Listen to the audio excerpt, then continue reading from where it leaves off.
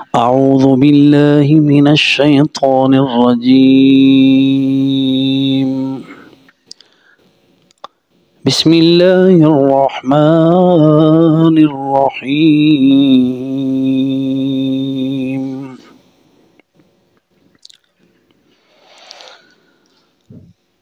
فلاقتحم العقبة وما أدراك ما العقبة فك رقبة أو إطعام في يوم ذي مسغبة يتيما ذا مقربة أو مسكينا ذا متربة ثم كان من الذين آمنوا وتواصوا بالصبر وتواصوا بالمرحمة ثم كان من الذين آمنوا وتواصوا بالصبر وتواصوا بالمرحمة أولئك أصحاب الميمنة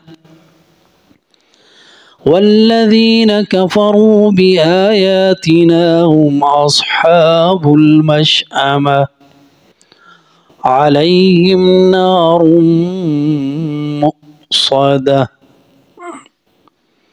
الحمد لله والصلاة والسلام على رسول الله وبعد.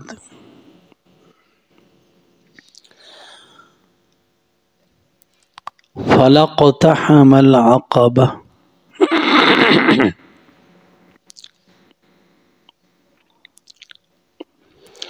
فلاقتحم العقبة فا کمانا بس لا میں نے نہیں فلاقتحم پس نہیں اس نے عبور کیا العقبہ گھاٹی کو فلاقتحم العقبہ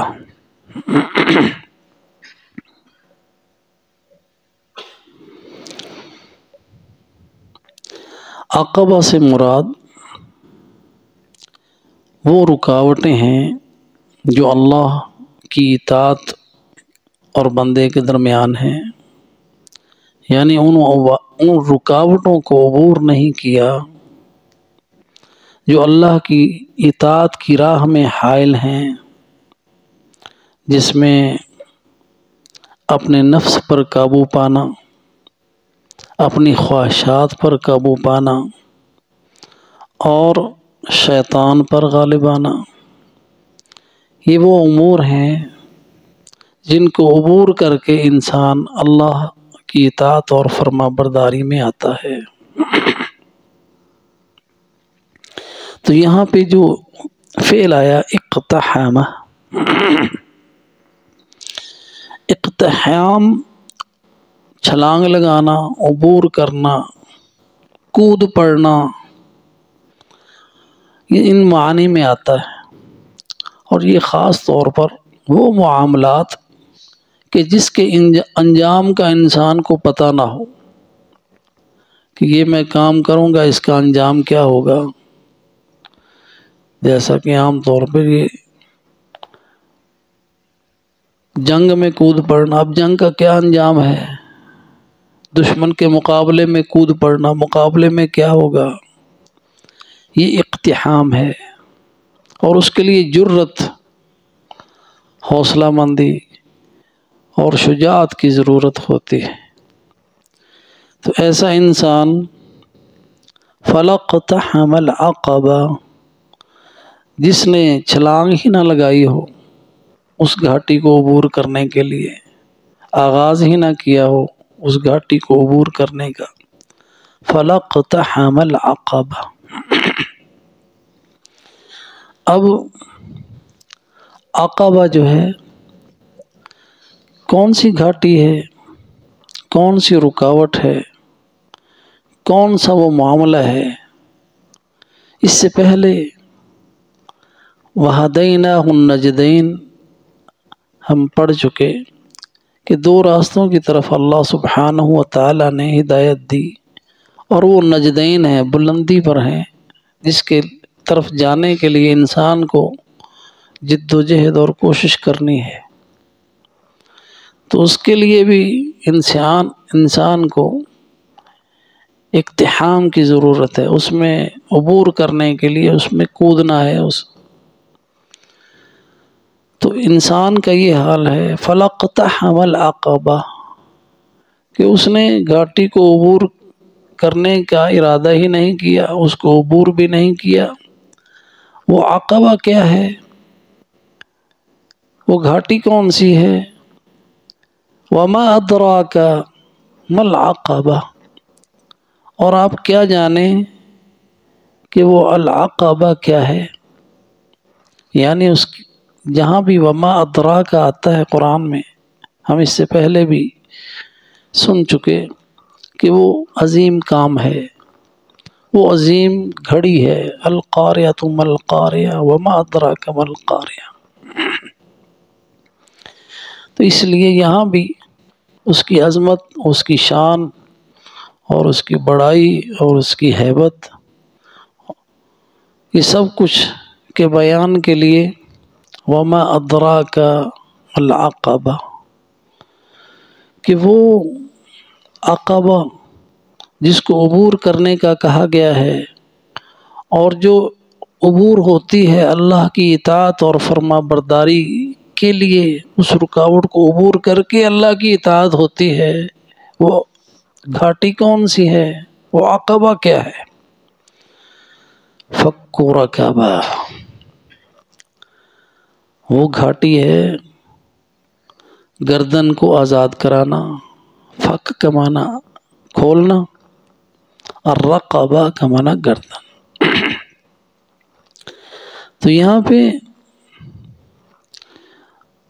فک رقبہ کا ذکر آیا، اور یہ بلاغہ میں جز کا ذکر کر کے کل مراد لی جاتی ہے، اور یہ قرآن میں بہت ہے۔ بلاغے کی ایک صنف ہے کہ جس میں جز کو بیان کیا جاتا ہے، مراد کل ہوتا ہے۔ تو یہ گردن صرف یہ تو نہیں، باقی جسم آزاد نہیں ہوگا، صرف گردن آزاد ہوگی۔ تو گردن چونکہ اہم جز ہے، اس لیے گردن کا ذکر کیا۔ فک و رقبہ، گردن کو آزاد کرانا۔ اور گردن کا ذکر اس لیے کہ انسان کی جو سب سے اہم جو پوائنٹ ہے نا، جو سر اور باڈی کے ساتھ جو ایک تعلق بناتا ہے، وہ انسان کی گردن ہی ہے۔ اگر گردن کاٹ دی جائے تو سر اور جسم کا تعلق، روح اور جسم کا تعلق ختم ہو جاتا ہے۔ اس لیے کہا فک و رقبہ۔ اور جو قیدی ہوتا ہے یا جو غلام ہے، اس کی تذلیل کے لیے جو سب سے اہانت کی چیز ہے، وہ اس کے گل میں توق ڈالنا، پٹا ڈالنا اور اس کو کھینچنا ہے۔ گویا کہ اس کی گردن پٹے میں ہے، توق میں ہے، جہاں سے اس کو پکڑ کے کھینچا جا رہا ہے، تو اس کو وہاں سے آزاد کرانا۔ فک و رقبہ تو اہانت کی انتہا ہے، اخیر ہو جاتی ہے کہ انسان کے گلے میں پٹا ڈال کے اس کو کتے کی طرح کھینچا جا رہا ہو۔ فک و رقبہ تو وہ ہر وہ معاملہ جس میں انسان کی گردن پھنسی ہوئی ہے، مثال کے طور پر کسی نے قتل کیا اور اب وہ قید میں ہے اور اس پہ مقدمہ چل رہا ہے، سزا ہو چکی ہے کہ اس کا یا تو قصاص ہوگا یا دیت دے کے چھوڑ سکتا ہے۔ اب اگر دوسرا فریق دیت لینے پہ رضامند ہے تو یہ دیت دینے کے قابل نہیں ہے، تو ایسے میں کوئی ایسا شخص جس کے پاس پیسے ہے، اللہ کی نیکی چاہتا ہے، تو وہ یہ کام کرے کہ گردن اس کی آزاد کرائے، اس کی دیت دے دے۔ اور یہ سارے کے سارے مالی معاملات ہیں۔ فک رقبہ میں مال دے گا تو اس کی گردن آزاد ہوگی، فک رقبۃ۔ اسی طرح جو پہلے زمانے میں غلام ہوتے تھے، جیسا کہ حضرت ابو بکر رضی اللہ تعالی عنہ نے حضرت بلال کی گردن آزاد کرائی اور اس سے خرید لیا اور آزاد کر دیا، تو یہ ہے فک رقبہ، گردن کو آزاد کرانا۔ او یا اطعام فی یوم ذی مسغبہ، اطعام کھانا کھلانا، کھانا کھلانا ایسے دن میں ذی مسغبہ بہت ہی بھوک کا دن، یا ان دنوں میں کہ جن دنوں میں قحط سالی ہو اور خوراک کی کمی ہو، ایسے دن میں کہ جب انسان کو خود بھی کھانے کی ضرورت ہو، ایسے میں وہ یتیم کو کھانا کھلائے۔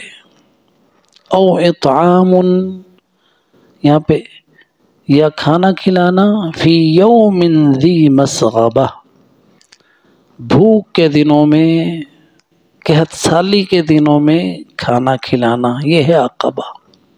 پہلی بات عقبہ کی بیان ہوئی، فک رقبہ گردن کو آزاد کرانا، دوسری کھانا کھلانا قحط سالی کے دنوں میں۔ یتیماً ذا مقربہ، اور کھانا کس کو کھلانا؟ یتیم کو، اس لیے منصوب آیا یتیم کو کھانا کھلانا، اور یتیم بھی ایسا ذا مقربہ جس کے ساتھ قرابت داری بھی ہے، رشتہ داری بھی ہے، ذا مقربۃ رشتہ دار، وہ زیادہ حقدار ہے ایسا یتیم۔ یتیم اس کو کہتے ہیں جس کا والد فوت ہو جائے، بالاولیٰ وہ ہے کہ اس پر یعنی کوئی خرچ کرنے والا نہیں ہے، اور بھوک کے دن ہے، قحط سالی کے دن ہے، قحط پڑا ہوا ہے، اور یتیم ہے جس پر کوئی خرچ کر اس کا والد نہیں ہے جو اس پہ خرچ کر سکے، تو ایسے میں اس یتیم کو کھانا کھلانا یہ گویا کہ وہ اقتحام العقبہ ہے، اس گھاٹی کو عبور کرنا ہے۔ یتیما ذا مقربہ او مسکینا ذا متربہ، یا مسکین کو کھانا کھلانا، ذا متربۃ جو مٹی میں رل گیا ہے، ذا متربہ مٹی والا، لفظی ترجمہ یعنی اس کے پاس کچھ بھی نہیں، نہ گھر ہے، نہ کھانے کو کچھ ہے، نہ پہننے کے لیے ہے، کہ وہ لباس بھی اگر بستر بھی نہیں ہے زمین پہ سوتا ہے، ذا متربۃ لباس بھی نہیں جو اس کو مٹی سے بچا سکے، مٹی میں لتھڑا ہوا۔ تو قرآن میں اکثر جگہ پہ یتیم کو پہلے ذکر کیا گیا اور مسکین کو اس کے بعد۔ مسکین وہ ہے جس کے پاس کوئی چیز نہ ہو، جو اپنے فقر اور غربت کی وجہ سے مٹی کے ساتھ لتھڑ گیا ہو، مسکینا ذا متربۃ یعنی اس کا لباس بھی مٹی ہے، والعیاذ باللہ۔ ثم كان من الذین آمنوا، پھر وہ ہو ان لوگوں میں سے جو ایمان والے ہیں،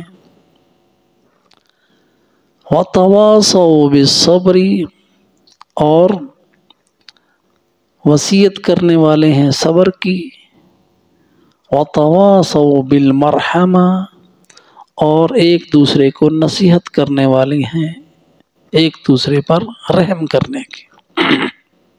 ثم کان، یہ اس لیے آیا کہ یہ اعمال صالح جن کا ذکر ہوا ان کا تعلق ایمان کے ساتھ ہے، کہ ایسا شخص ایمان والا ہے کہ اگر کافر یہ اعمال کرتا ہے تو اس نے وہ عقبہ عبور نہیں کی، کیونکہ اس کے ذہن میں یہ ہے ہی نہیں کہ مجھے اس پر اجر و ثواب ملے گا، وہ اللہ کی رضا کے لیے نہیں کر رہا، وہ اپنے یا تو دنیا میں چاہتا کہ اس کا نام ہو جائے تو اللہ سبحانہ و تعالی اس کا اجر اسے دنیا ہی میں دے دیتے ہیں، اس کی شہرت ہو جاتی ہے، یا اللہ تعالیٰ اس کی کوئی مصیبت دور کر دیتا ہے، دنیا میں اس کا صلہ اس کو دے دیا جاتا ہے۔ تو عقبہ کا ایک معنی وہ بھی ہے کہ پل صراط سے گزر کر پھر ایک اور گھاٹی ہے جو جنت میں پہنچنے کے لیے عبور کرنی ہے، اور اس گھاٹی میں کامیاب وہ ہوں گے جلدی سے عبور کرنے والے جن کی گناہوں کی گٹھڑی بھاری نہیں ہوگی۔ ثم کان من الذین آمنوا، پھر وہ ہے ان لوگوں میں سے جو ایمان لائے، وتواصوا بالصبر، اور وصیت کرنے والے صبر کی، اور یہ صبر جو ہے یہ اللہ کی نافرمانی پر صبر بھی ہے، کہ انسان کوئی نیکی نہیں کر سکتا جب تک وہ صبر نہ کرے، کسی گناہ سے بچ نہیں سکتا جب تک وہ صبر نہ کرے۔ اس لیے ایک دوسرے کو نصیحت کرتے ہیں گناہوں سے بچنے کے لیے بھی صبر کی۔ صبر کا معنی ہے جم جانا، ڈٹ جانا، رک جانا، اللہ کی معصیت کا ارتکاب کرنے سے باز رہنا، اس کی وصیت کرتے ہیں۔ اور نیکی کے کاموں میں خرچ کرنا، اس کے لیے بھی صبر کی ضرورت ہے، اپنے نفس کے بخل کو روکنا ہے اور اللہ کی راہ میں خرچ کرنا ہے۔ کوئی نیکی صبر کے بغیر نہیں ہوتی، جہاد صبر کے بغیر نہیں، انفاق صبر کے بغیر نہیں، حج صبر کے بغیر نہیں، نماز صبر کے بغیر نہیں، کوئی نیکی صبر سے جدا نہیں۔ انسان اپنے نفس پر قابو پاتا ہے صبر پر۔ اس لیے مومن صبر کرتے ہیں، ایک دوسرے کو وصیت بھی کرتے ہیں صبر کی۔ وَتَوَاصَوْا بِالْمَرْحَمَةِ،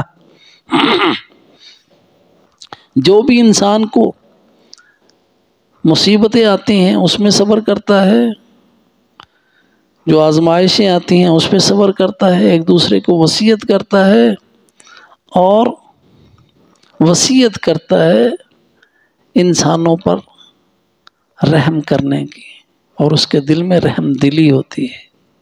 جو اس کو کسی یتیم کی مدد کس لیے کرے گا؟ اس کے دل میں رحم دلی ہے تو۔ مسکین کی مدد کب کرے گا؟ دل میں رحم دلی ہے تو کرے گا۔ اس لیے فرمایا ثم کان من الذین آمنوا وتواصوا بالصبر وتواصوا بالمرحمہ اولئک اصحاب المیمنہ، یہ ہیں وہ لوگ جو دائیں ہاتھ والے ہیں، جیسا کہ سورہ واقعہ میں بھی آیا اصحاب الیمین وما اصحاب الیمین فی سدر مخضود وطلح منضود وظل ممدود وماء مسکوب وفاکہۃ کثیرہ۔ تو یہاں پہ ذکر میمنہ کا آیا، وہ جو وہدیناہ النجدین، دو راستے جن کا ذکر ہوا، جن کی طرف اللہ نے ہدایت دی، ایک نیکی کا راستہ، دوسرا برائی کا راستہ۔ تو جو نیکی کا راستہ اختیار کرنے والے ہیں وہ ہیں اصحاب المیمنہ، دائیں ہاتھ والے۔ دائیں ہاتھ تکریم کے لیے ہے، عزت کے لیے ہے، اس میں شرف ہے، اس لیے نیک لوگوں کو نامہ اعمال دائیں ہاتھ میں ملے گا، جس کا ذکر سورہ واقعہ میں تفصیل کے ساتھ ہے، سورہ الحاقہ میں بھی ہے۔ اور دوسری قسم کے لوگ وہ ہیں، یہ تو ایمان والے ہو گئے، اللہ تعالیٰ نے اولئک اصحاب المیمنہ کہہ کے ان کی جو تھا بیان کر دیا۔ تو جو اصحاب المشأمہ ہیں ان کا ذکر کیا والذین کفروا کہہ کے، وہاں پہ والذین آمنوا نہیں کہا، اولئک اصحاب المیمنہ اشارہ کر دیا کہ یہ دائیں ہاتھ والے ہیں۔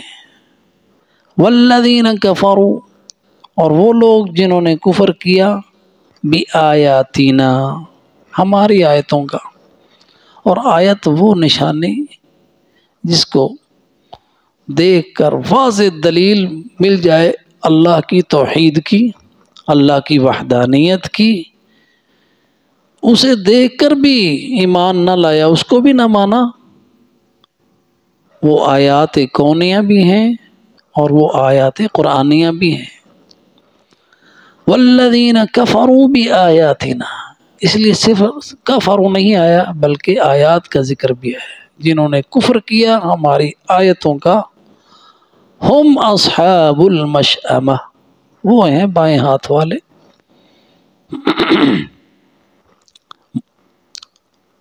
بایاں بھی مشأمہ بھی کہا اور اصحاب الشمال بھی کہا، ہاں جی۔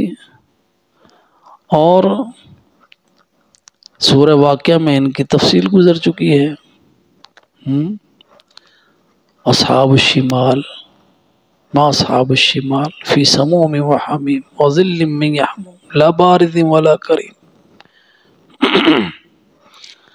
وہ ہیں اصحاب المشأمہ جن کو آگ میں ڈالا جائے گا، نامہ اعمال ان کے بائیں ہاتھ میں دیا جائے گا، اور کہیں ذکر آیا ان کے پیٹھ کے پیچھے سے دیا جائے، من وراء ظہری، علیہم نار موصدہ، اور ان پر آگ ہوگی موصدہ بند۔